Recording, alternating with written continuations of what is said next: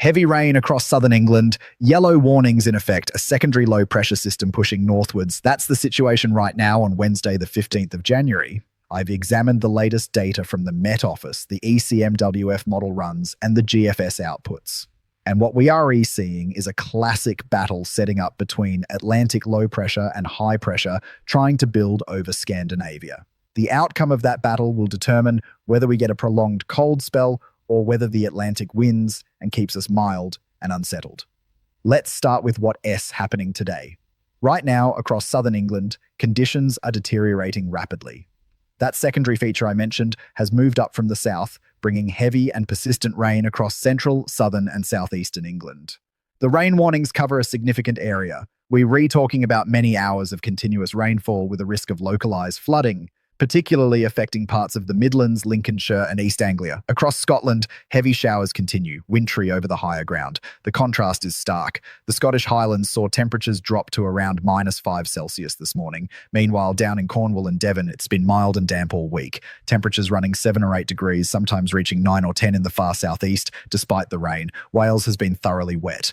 Near record rainfall in some areas this week. That pattern continues through today with further heavy downpours expected. The Midlands have experienced rather dull conditions, temperatures hovering around 6 or 7 degrees, grey skies, nothing particularly noteworthy. That's about to change as we move through the next week. Now, driving conditions are hazardous in several areas. Dense fog patches across England and Wales in particular, combined with that heavy rain in the south, making for difficult travel. If you're on the roads today, take extra care. Spray and standing water are significant issues, especially during this evening rush hour. Tonight, that rain system gradually clears away into the North Sea. Eastern counties probably 1T turn dry until around midnight. Then further showers start edging in from the southwest across England and Wales. Meanwhile, northern and eastern areas turn cold. Northeastern England could see temperatures drop below 0. Generally, though, it remains quite mild in the south. Friday keeps low pressure in control. We start with showers across England and Wales pushing northwards. Heavy showers mainly in the west. Central, northern, and eastern regions stay mostly dry. Temperatures 8 to 9 degrees in the south, but only 3 or 4 degrees further north. That trough begins to weaken as we move into Saturday. The weekend looks rather murky, a lot of cloud, some drizzle around, and watch out for fog, quite a bit of it potentially. Temperatures generally mild at 5 to 10 degrees away from Scotland. The weather remains relatively mild because we're still under the influence of Atlantic air. Monday continues that pattern. Further showers, probably a lot of low cloud, maybe some fog as well. Temperatures reaching 10 Celsius in the southeast corner. That is 50 Fahrenheit if you prefer those units. But here's where it gets interesting. As we move deeper into next week, the pattern starts to shift. High pressure is attempting to build over Scandinavia. The question is whether it can establish itself strongly enough to block the Atlantic systems and bring colder air from the east. I've been examining multiple model runs. The ECMWF midnight run shows heights rising to our east. Low pressure remains to the west. We get into this tug-of-war scenario. By around day 9 or 10, which takes us to the 24th of January, high pressure strengthens over Scandinavia. The wind direction starts backing into a cold southeasterly. The GFS model has been showing some interesting variations. The midnight run suggests low pressure remains dominant, keeping things relatively mild and unsettled. However, the 6Z run tells a different story. It builds high pressure strongly over Scandinavia, reaching 1,040 millibars by the middle of next week. That would bring a proper easterly wind, potentially delivering snow showers into southern and southeastern areas. The UK Met Office model output shows 51 out of 51 ensemble members with low pressure to our west or southwest and high pressure towards the northeast by the 24th of January. The wind comes from quite a cold southeast, though not yet a classic easterly scenario. Looking further ahead to the 29th of January, the ECMWF ensembles split almost 50-50. 25 members favour high pressure winning the battle over Scandinavia with a proper cold easterly developing. 15 members show blocking high pressure to the north, but we remain under low pressure influence. 11 members bring low pressure in from the Atlantic with southwesterly winds keeping things mild. That is virtually a coin toss at 2 weeks out. Could go either way. Upper air temperatures for Oxford show we are starting around average, staying slightly above average through next week. But there is a cooling trend evident as we move into the last week of January. Those upper air temperatures look set to turn colder. Precipitation forecasts show that large spike tomorrow, proper deluge across the south. After that, drier conditions toward the end of the week, then more showery weather over the weekend. As we get to days 9 and 10, there are hints of snow appearing, particularly if that cold air manages to dig in on those southeasterly winds. Now, I need to mention what's happening in the stratosphere because it is relevant. We are already seeing some significant warming developing over Siberia in about a week's time.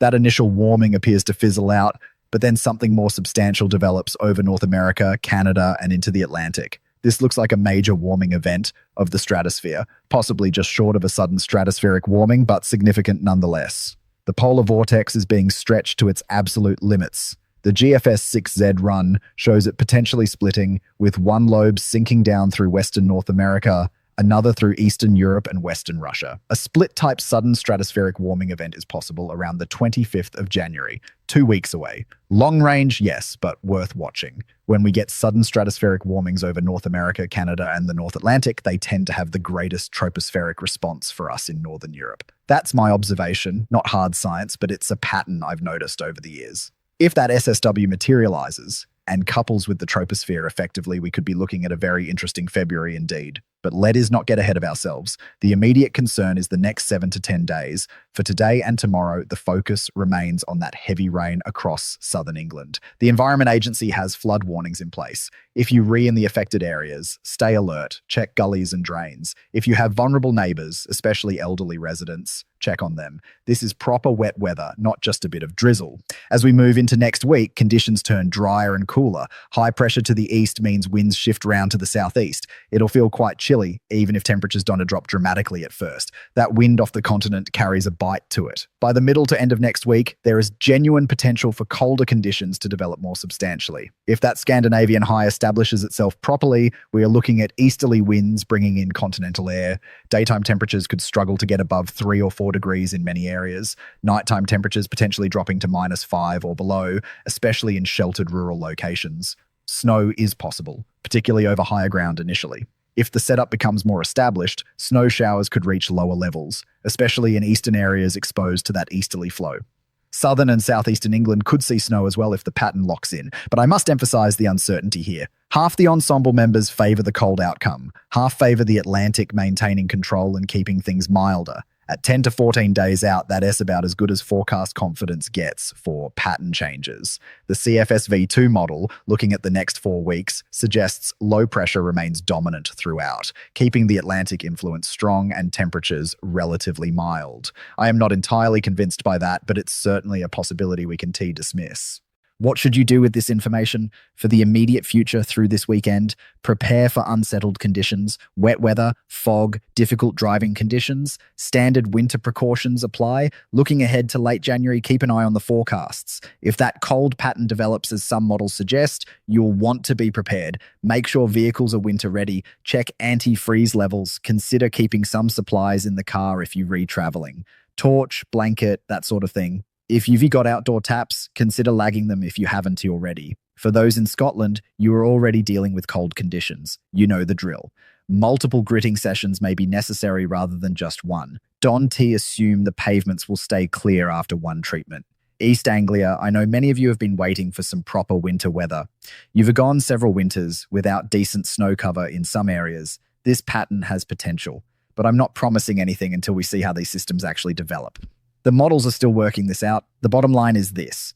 We've got an active pattern setting up. Uncertainty is high regarding whether we go cold or stay mild beyond about 10 days out. Both outcomes are on the table. The stratosphere is doing interesting things that could influence the weather into February. This is turning into a winter that keeps meteorologists busy. That S for certain. I'll continue monitoring the situation closely. Check back for updates as the models converge on a solution, or indeed if they continue to show this split between cold and mild outcomes. For now, focus on the immediate hazards. Heavy rain today and tomorrow across southern areas. Difficult driving conditions. Fog over the weekend. Relatively mild temperatures, but rather dull and damp conditions. The potential cold spell remains just that at this stage. Potential. Could happen, might not. We'll know more in the next few days as the model agreement either improves or the uncertainty persists. Stay Stay safe out there. Check the Met Office website for the latest warnings and updates, and keep an eye on the forecasts as we move through next week. That is the weather situation for mid to late January. Quite a bit to keep